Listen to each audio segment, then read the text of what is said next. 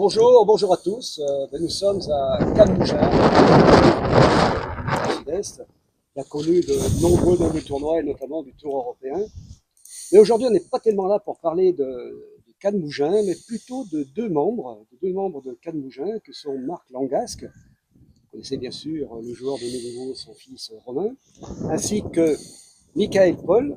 Bonjour. Mais lui, il a un fils là, qui promet. Donc vraiment l'idée de cette journée, c'est pas tellement d'interviewer un entraîneur ou d'interviewer un joueur, mais c'est voir comment les papas ont réagi ou a réagi et comment l'autre commence à se préparer peut-être à une carrière donc dans le plus haut niveau. Aussi, bonjour messieurs. Bonjour. Bonjour À tous. Salut Bonjour, Patrick. Nick. C'est un Salut. plaisir de vous rencontrer ce jour ici dans ce magnifique, je dirais, écrin de Mougins. Ouais. On est ravis de te recevoir. Parcours. Donc j'invite bien sûr que toutes les personnes qui nous regardent à venir vraiment sur ce parcours qui est fantastique, vert, comme vous les aimez.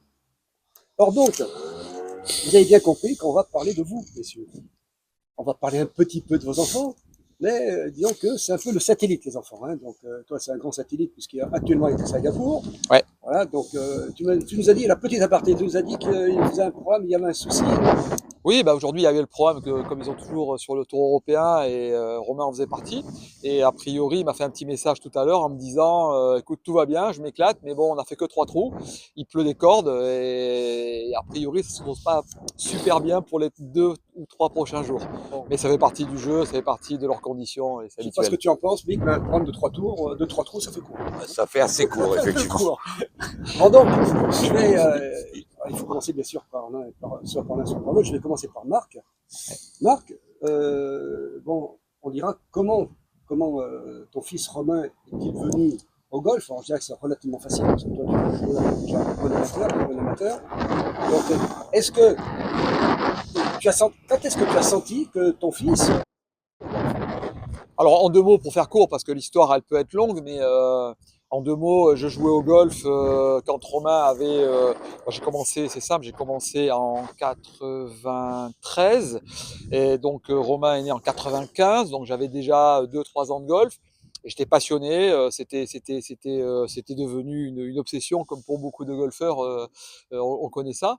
Et du coup, Romain était petit, 2 ans, 3 ans, et j'allais chercher à la crèche en rentrant du boulot, j'étais commercial, donc le soir je le récupérais, je l'avais pas beaucoup vu, je le récupérais, et moi j'allais m'entraîner. Donc je l'attrapais, puis il était ravi d'être avec son papa, je l'accrochais au sac, je faisais mes 9 trous, et évidemment il voulait jouer, bon il marchait un peu, il s'accrochait au sac, c'était rigolo, et puis autour des greens, papa je veux jouer moi aussi, donc je faisais envoyer des balles sur le green, plus près du drapeau pour lui faire passer le temps et qu'il s'ennuie pas trop. Et puis il a grandi, et puis petit à petit, je veux aussi faire avec des clubs. Donc j'ai fait un petit fer 7 raccourci avec des trous dedans. Il faisait des approches à la place de l'envoyer à la main. Et puis un peu plus grand, et puis on a trouvé une petite série. Et voilà, l'école de golf à Saint-Donat s'est construite autour de Philippe Larvaron. Romain a été un des premiers, on a un peu été le push. Moi j'ai dit, écoute, Fifi, il faudrait qu'on puisse entraîner les petits mieux que ça. Et de fil en aiguille, ça s'est fait. Il s'est trouvé que Romain, est peut-être ayant commencé tôt, peut-être étant un peu doté de certaines qualités, je ne sais pas. En tout cas, toujours est-il qu'il a été bon. Il a été détecté à 13 ans, un peu avant le départ, parce que c'était 14 ans, il a été appelé au pôle France, pardon, au pôle Espoir à Antibes pour faire partie de ce groupe qui avait été créé à l'époque. Et de fil en aiguille, bon, il a montré ses qualités, ses défauts aussi. Il a appris. Il y a eu de très bonnes choses qui ont été faites au pôle. Et puis voilà. Et puis il a gagné son premier Grand Prix. Bon, on en parlera après peut-être, mais voilà, ça s'est fait comme ça, naturellement, sans forcer. Ça n'a pas été poussé, ça n'a pas été. Quel âge a Romain actuellement? 30 ans. 30 ans. 30 ans en mai. Il aura 30 ans en mai. Donc là, on va redescendre un peu plus dans l'âge avec Nick. Un petit peu. Donc voilà, donc Nick, ton fils, d'après ce que j'ai compris, parce que j'avais eu Jean-Marc Delfino, donc qui s'occupe de la ligue, qui avait attiré mon attention justement sur des qualités plus ou moins précoces de ton fils. La même chose, même question, et non pas même réponse, mais comment ça s'est passé? Non, moi j'ai toujours baigné dans le golf, hein, tu le sais, pour ceux qui me connaissent. J'ai commencé d'abord très jeune, je viens d'une famille de golfeurs. Mon grand-père joue au golf ici, au golf de Cannes, avant que les travaux aient été faits et que ce soit devenu Golf Country Club de Cannes-Mougins. Mon papa était membre fondateur, donc j'ai grandi dans ce club. Mon fils va bientôt avoir 11 ans, le 27 de ce mois-ci. Et c'est vrai que depuis tout petit, il baigne dans l'univers du golf, hein, regarder le golf à la télé, me voyant moi au golf, aller au golf en permanence. Je l'ai amené, il a commencé à taper ses premières balles, il avait 2 ans et demi. Il était à l'école de Saint-Donat, hein, première école de golf qu'il a fait il y a 3 ans et demi. Donc il a vraiment tout le temps baigné dans cette industrie et dans ce milieu. Donc c'est un garçon qui est vraiment né avec un club à la main. D'accord. Alors, je voudrais savoir un peu cette relation que vous aviez, donc, je dirais, de complicité, de papa et fils, mais surtout de complicité. Est-ce que vous êtes vraiment, je dirais, immiscé dans son devenir ou dans ce qu'il est, en tant qu'est-ce que vous étiez plus, papa ou entraîneur, Marc? Alors moi, en ce qui me concerne, j'étais pas vraiment l'entraîneur, mais disons que je l'emmenais avec moi, évidemment. Je lui expliquais comment faire une sortie de bunker, comment faire un chip, le swing, pas prendre un club trop long, parce que quand ils sont petits, notamment à l'époque, on n'avait pas de club adapté, très peu, donc c'était vraiment le début. Et il prenait le club de la grand-mère qui était plus léger, mais du coup, ça lui provoquait des... Alors on essayait de trouver des palliatifs à tout ça. Mais bon, je m'amusais beaucoup avec lui, je lui faisais faire des sorties de bunker, faire 7, tu t'es pas capable, vas-y montre-moi si tu es capable, si tu fais, si tu me bats, je te donne une balle, enfin, Petit challenge. il y avait toujours des challenges, voilà. Donc ça a été le premier step. Et puis ensuite, on a été faire l'US Kid Golf aux US avec Fifi Larvaron, il avait 8 ans. Et ça a été un peu le déclic où il a vu qu'en effet, il y avait le jeu, et puis il y avait autre chose au-dessus, des gamins ultra formatés, ultra préparés, des caddies, enfin toute l'ambiance du grand golf. Et là, il s'est dit, bon, on lui a dit, bah, t'as vu, ça c'est la vraie compète, ça. Et ça lui a donné une espèce de vision, et il s'est dit, il nous a dit, je veux y être. Et là, je me suis rendu compte que quand j'étais derrière lui dans cette compète, j'étais un peu pushy, et je me suis tout de suite rendu compte que d'être trop pushy, trop derrière, je provoquais une pression supplémentaire dont il n'avait absolument pas besoin, et que j'ai décidé de rester derrière lui sur le plan papa, et le quitter sur le plan golfique, et m'en remettre aux mains de Philippe Larvon à l'époque, et puis ensuite tous les coachs qui se sont enchaînés derrière, pour ne pas lui mettre la pression qu'il ne méritait pas, et pour pas me projeter moi dans quelque chose que j'aurais peut-être voulu être et qu'en fait je n'ai pas été au travers de lui. Et je pense que j'ai bien fait, parce qu'aujourd'hui, Romain a pu s'exprimer d'une manière totalement naturelle.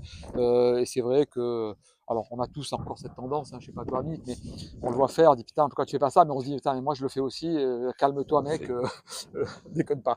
Voilà. Et ça, c'est le truc que je dirais à tout le monde, à tous ceux qui nous écoutent, c'est attention à ne pas rajouter de la pression. On connaît la pression du golf, il n'y en a pas besoin de plus, ça suffit largement. Alors D'accord. écoute, alors je pense que par rapport à Romain, Micha, il y a 2 générations d'écart, hein, quasiment. Alors je pense que les structures autour des enfants ont bien changé. En tout cas, dans le club dans lequel on est, on prend les enfants dès le baby, hein, ici. Hein, donc Micha a toujours été encadré. Moi, je n'ai pas du tout un rôle d'entraîneur, etc. auprès de mon fils. Il a un coach ici qui est Bastien Mélanie. On a la chance de l'avoir, et c'est lui qui gère Micha techniquement au niveau de son jeu de golf. Moi, ce que j'essaye d'être auprès de mon fils, pas toujours facile, mais mon rôle, c'est d'être un facilitateur.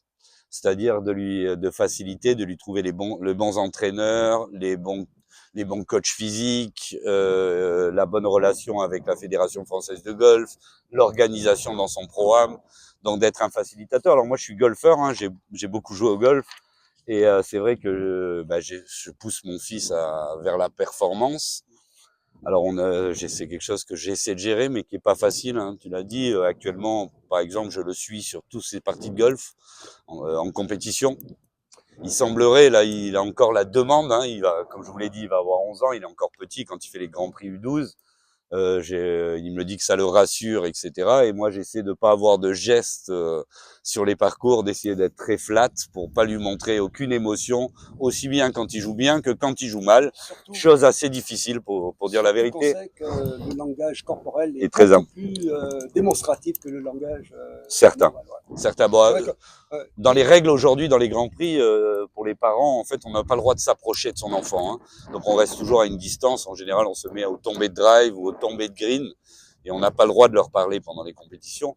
Mais je remarque que les enfants, après un coup de golf, ils regardent leurs parents immédiatement, qu'ils soient bons ou mauvais. Est-ce que j'ai bien fait? Le regard des parents est toujours important. Donc voilà, moi sur un parcours, j'essaye de pas montrer, même si c'est pas facile, pas toujours facile, de pas montrer mes émotions quand ils jouent au golf. En tout cas, voilà, ce rôle, moi, c'est vraiment un rôle de facilitateur. Je vais rester sur toi, Nick. Ouais, bien sûr. Avec Donc, plaisir. on a vu avec le chemin donc de Romain, très bien résumé par le papa. Et toi, quelle est la vision pour Micha? Ou est-ce trop tôt pour en parler? Alors, c'est très tôt, hein, Micha. Je vous le dis, il a 10 ans, il va avoir 11 ans. Actuellement, il est en CM2, donc il rentre au collège l'année prochaine. Là, on travaille déjà avec l'aide de la Ligue PACA, au travers de Grégory Jiménez, de voir comment on peut le mettre dans un système de sport-études, où il va pouvoir faire les matières principales le matin et pouvoir donner du temps au sport, puisqu'il n'y a pas que le golf, hein, on se rend bien compte, et ça, notre coach Bastien Mélanie nous le répète régulièrement, le golf, c'est très important, mais il faut faire du sport. C'est le plus important, c'est d'être un sportif. De surcroît, j'ai un enfant qui a besoin, lui, de travailler son athlétisation. Donc, c'est des choses sur lesquelles on travaille. Donc, l'avenir, comment je la vois? Je la vois vers un sport-études. Ce que je souhaiterais, c'est que mon fils devienne un bon golfeur, sans doute à y faire une faculté américaine. Et puis après, il poursuivra ses rêves. Les études, c'est la règle, c'est la clé dans notre famille. Hein. Michel le sait parfaitement, c'est-à-dire qu'il faut qu'il travaille à l'école pour se libérer du temps pour le golf. Donc ça, il l'a bien compris et il fait les efforts nécessaires. Mais le but, c'est ça, d'arriver jusqu'au bac, ensuite faculté américaine pendant quelques années. Et après, ça l'amènera bien ou ça l'amènera. C'est encore très tôt hein, pour un enfant de cet âge-là. Alors donc, je ne sais pas comment ça s'est passé avec Romain, mais est-ce que vous êtes, et l'un et l'autre, c'est-à-dire si tu ne travailles pas bien à l'école, on te supprime par exemple un entraînement ou autre. Est-ce que vous êtes dans cette optique-là? Alors, c'est jamais arrivé parce qu'il fait les efforts. Mais le principe avec sa maman, oui, c'est celle-là. C'est-à-dire que s'il n'a pas les résultats nécessaires, on ne peut pas libérer du temps. Même à cet âge-là, Micha va faire peut-être 14 ou 15 compétitions dans l'année, c'est-à-dire 14 ou 15 vendredis ratés ou jeudi-vendredi ratés, parfois des semaines entières. Donc il faut rattraper, il faut avoir un bon niveau pour se permettre de pouvoir le faire. Donc ça, il l'a bien compris et sans doute ça le pousse un peu pour faire les efforts nécessaires à avoir des bons résultats. Alors j'allais à Tasser, que vous avez été un peu aussi. Alors sur ce sujet-là, moi parce que du coup, et ça c'est important, moi pour Romain ça a été pareil, c'est-à-dire qu'en fait j'ai dit écoute Romain, les études c'est prioritaire, c'est minimum bac, donc si tu n'as pas ton bac, bah, tu redoubleras, tu passeras ton bac et on ne pourra pas faire une exception là-dessus, de façon à ce qu'il ait un minimum de culture générale, parce que c'est vraiment ça. À l'époque, le bac avait encore une bonne valeur. Je sais pas ce que ça vaut aujourd'hui, j'ai l'impression que c'est un peu baissé, mais culture générale minimale, de façon à ce que on puisse pas te dire ouais, tu sais faire que du golf, mec. Ça, Romain, c'est la clé. Et puis, après ça, comme on fait une option pour devenir dentiste, pour devenir chirurgien, ou pour devenir commercial, ou pour devenir marketing, bah, tu feras l'option golf. L'option golf, c'est juste après. Après, on envoie du plâtre et en effet, on sera la même chose que pour toi, Mick, ton facilitateur. La famille, on est là pour essayer de vous faire réaliser votre rêve, comme des parents font des efforts pour que les enfants fassent des études de médecin et on les envoie dans des belles universités, on se saigne et on fait ce qu'il faut et c'est ce qu'on a fait avec Florence pour que justement ils puissent y accéder. Ça c'était la priorité et Romain a joué le jeu, bon il a eu son bac avec mention assez bien si je ne dis pas de bêtises et il a fait les efforts, du coup il en est fier parce qu'au final c'est quand même une fierté et puis ensuite ça a découlé, les choses ont suivi. Alors tout à l'heure, j'allais vous poser une question à vous deux, mais tu as répondu en partie, puisque toi tu es un félicitateur donc, avec ton fils. Alors je voulais vous poser, est-ce que vous avez un rôle de modèle, de traducteur ou de créateur d'expérience? Alors, ça a commencé sans nul doute un rôle de modèle. C'est sans doute toujours un peu le cas, hein. L'œil de l'enfant sur le papa, oui, absolument. D'ailleurs, ça donne des responsabilités dans l'attitude, etc. Hein, ça donne des responsabilités. Donc c'est toujours pareil, l'exemple et la facilité, l'accès au golf pour lui. Oui, je pense que bon, je réponds à la place de Romain, mais je pense qu'en effet, je pense qu'il voit le papa qui joue bien au golf, qui gagne des compètes, même si c'est des petites compètes. compète. Mais je pense qu'en effet, il s'identifie dans un premier temps. Et puis rapidement, après, ça s'est inversé Quelqu'un, un peu. si peu. Un petit peu. Si Et peu. donc du coup, c'est vrai que c'est moi qui le regarde, c'est lui qui me corrige aujourd'hui. Mais papa, tu montes trop intérieur. C'est quoi ce swing? Pardon, excuse-moi, il me met de la pression. Enfin, ça y est. Ça s'est Quand je inversé. suis avec lui, putain, j'en ai plus une. Je comprends pas pourquoi, tu vois. Bon, enfin voilà. Et c'est vrai que oui, au début, on est vraiment à la fois. Voilà, faut que les parents, je pense, restent les modèles. Donc en effet, si le mec il commence à jeter les clubs et péter les clubs, comment tu peux dire à ton gamin ne le fais pas? Et en effet, être capable de les aider, de les accompagner, comme quand on fait des études, ni plus ni moins. En fait, il faut qu'on en fonction des moyens de chacun, parce qu'en effet, c'est pas toujours facile. Et la Fédé est quand même là pour aider pour les gens qui le méritent et capables de passer les Justement, caps. tu transmets le témoin, là, donc je vais parler des relations extérieures. Donc, est-ce que la FFG, à vous deux, a répondu, je dirais, en tout ou partie, je dirais, aux besoins du papa? Je dis bien du papa, parce que le fils, ok, mais est-ce que Ouais. vous avez reçu un écho favorable en fonction de... Alors, au départ, non, parce qu'au départ, quand le petit n'est pas encore détecté, n'est pas encore reconnu, bah, c'est nous qui faisons tous les efforts pour les accompagner, comme on les accompagne faire du cheval ou du tennis ou autre chose. Évidemment, bon, ça, on le prend en charge. Puis le jour où ils sont détectés, en effet, il y a une prise en charge qui a été vraiment importante pour nous, mais pour tous les gens qui rentrent. Malheureusement, il y a peu d'élus, beaucoup de demandeurs. Ça, c'est le problème, mais c'est aussi un peu la loi de la sélection. Oui, ça a été vraiment une aide. Et la Fédé s'est bien améliorée. C'était les balbutiements, tout n'était pas parfait. Des manières de fonctionner, à vouloir forcer les gamins, à vouloir faire comme ci et pas comme ça, je trouve ça un peu limite. Je trouvais ça un peu limite. J'ai eu des discussions avec les coachs à l'époque. Mais oui, la Fédé a un vrai rôle. Et aujourd'hui, notamment le président fait d'énormes efforts. Pascal Grisot, Absolument. d'énormes efforts. Il a été vraiment clé dans ce qui se passe et ce qu'on voit. C'est pas pour rien qu'on a autant de Français sur le Tour européen, autant de Français d'ailleurs sur le PGA Tour aujourd'hui, puisqu'on en a 3, et qu'on a une foule de très bons joueurs qui tapent à la porte derrière, dont fera certainement partie Pascal, on ton te fils. salue, parce qu'on te connaît tous très bien. Voilà. Bravo. Non, bien Pascal, bravo. Ça a été un gros moteur. On a eu quelques discussions entre nous, mais de gens intelligents, de gens qui veulent construire, et je pense que De tout le monde, personnes adultes, voilà, de personnes et adultes, surtout dans l'intérêt des enfants. et dans l'intérêt du golf, Voilà. des enfants et du golf. Donc, vous avez... alors, le golf, c'est bien, donc, mais faire que du golf toute la journée, est-ce que vos enfants pratiquent une autre discipline? Parce qu'ils peuvent sortir un peu que du golf, je sais pas, moi, j'ai vu ton Alors, fils qui faisait un peu de boxe à un moment donné, donc... Ouais, alors, si tu me poses la question, moi je vais te dire que au départ, il a fait du golf, mais moi, comme je suis passionné de moto, vous le savez, de vélo, enfin de plein de trucs, que j'ai un peu du mal à être focus, je l'ai amené faire de l'enduro avec moi, du trial, du machin, enfin on était vraiment multisport. Et c'est vrai qu'à un moment donné, quand il a commencé à prendre l'option carrière, il a un peu ralenti. Mais Romain, aujourd'hui, il est passionné de tennis, de paddle, on le sait. Bon, il fait de la boxe et du fight avec David là-haut à la salle. Ouais. Dans le cadre de la préparation physique, ça va pas plus loin, mais bon, c'est vrai que Ça sort un peu. ça sort du golf, mais c'est très proche. Hein, la préparation physique, exactement, la tonicité, le transfert de masse, les appuis, c'est vraiment copier-coller. Et je recommande à tous les golfeurs d'envisager un entraînement de boxeur, pas de les faire de la boxe, d'entraînement de boxeur, parce que c'est très, très, très proche. Le gainage, la tonicité, la vitesse, la prise d'appui sont vraiment des éléments qui sont totalement communs aux trois sports. Et c'est pour ça que David Baudrier, que je remercie, qui a été mis un peu sur le sens du golf au travers de Romain et de moi. Mais David, aujourd'hui, a été capable d'enseigner toute cette partie-là à tous les golfeurs. Et ils en tirent J'étais avec Martin Couvra, là, à Dubaï, et il me disait, moi, ce que je fais avec David, c'est incroyable, quoi. Ça me donne beaucoup de vitesse, alors qu'il est tout frêle. Il prend de la vitesse et tout ça. en tout cas, Micha fait un autre sport, il fait du Krav Maga à côté, hein, 2 fois par semaine, toujours dans l'optique, ce que vient de nous expliquer Marc, d'abord de toucher à autre chose, parce que le golf, je pense qu'un enfant, pour bien jouer au golf, il a besoin d'autres habilités que celles du golf. Donc, et les sports de combat, ça nous a été conseillé par la ligue, par notre coach, etc. Il est d'ailleurs convoqué, il fait une compétition 27 mai de Krav Maga. Il est très content d'avoir été sélectionné. Il a fait aussi un peu de préparation physique, légère par rapport à son âge.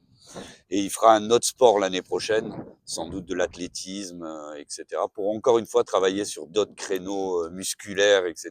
pour le faire évoluer. Et tout ça pour l'amener à un meilleur niveau de golf. C'est l'objectif. Mais tous les coachs qu'on a pu rencontrer nous ont dit que faire que du golf, c'était non suffisant. Voilà, donc ce n'est pas une question physique mentale dont vous avez parlé, sur le plan mental, bon, pas sur le plan physique, mais sur le plan mental. Maintenant, il y a des préparateurs de tous les côtés, on est entouré, c'est vrai que sur un plan, je dirais, personne satellite autour mais autour du joueur, c'est une chose. Mais est-ce que vous êtes d'accord avec ce principe de psy, etc. Alors nous, Romain était parmi les premiers à travailler sur le plan mental. Moi, j'avais beaucoup insisté. Au départ, tu avais insisté là-dessus. Ouais, c'est très important parce que les parents ne peuvent pas être les préparateurs mentaux parce que simplement il y a cette relation de famille et on se confie pas, on dit pas tout à un papa, à une maman. Il y a des choses perso qu'on n'a pas envie de dire et qu'on pourra dire à une tierce personne. Donc ça c'est le premier point. Et puis il se passe des choses dans son golf où on n'en est pas forcément toujours fier, où on veut le dire différemment. Et là, c'est vrai que d'avoir travaillé au départ avec Myriam Salmi, qui est la préparatrice de Douillet et de beaucoup de gars, a été un plus. Là, aujourd'hui, c'est Makis, avec qui Romain travaille, et qui est très bien. Il faut le faire à petite dose, c'est par des coups d'appel, des besoins. Je pense qu'il ne faut pas non plus tomber dans le côté totalement fou et faire que ça. C'est une partie de la préparation, c'est une partie de la compréhension de la problématique qu'on peut rencontrer sur un parcours. Bah, pourquoi j'ai un yips, pourquoi je fais une soquette, ça arrive, hein. De temps en temps, il paraît. C'est mal. C'est mal. C'est pas bien ça. Mais à notre niveau, c'est plutôt le pro qu'il faut aller voir. Hein, pour la soquette. Ouais, mais non, pas forcément. Pas forcément. Ouais, c'est souvent psychologique. Hein.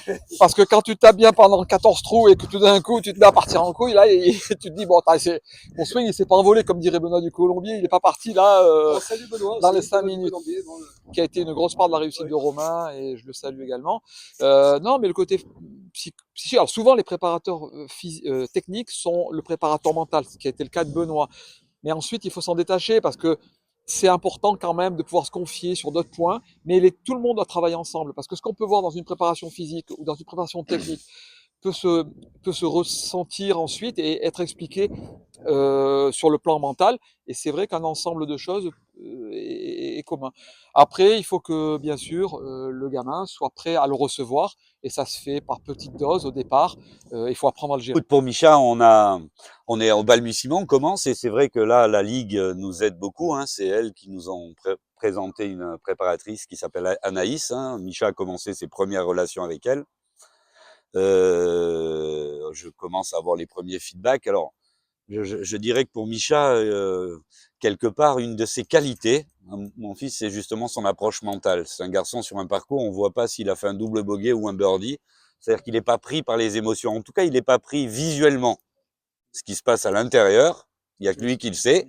Lui me dit qu'il le gère très bien, mais c'est les discussions qu'il a actuellement. Anaïs, on sait qu'on a un sport où on a le temps de beaucoup penser. On n'est pas dans la course, on n'est pas, tout se fait très doucement.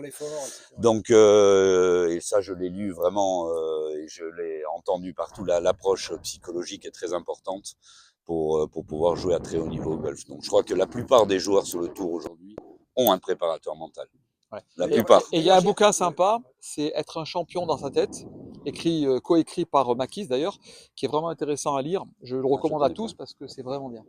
Parler des papas, c'est vrai qu'on parle des papas, donc, mais que ressentez-vous de la part des mamans? Elles suivent, elles vous délèguent la charge? Comment ça s'est passé?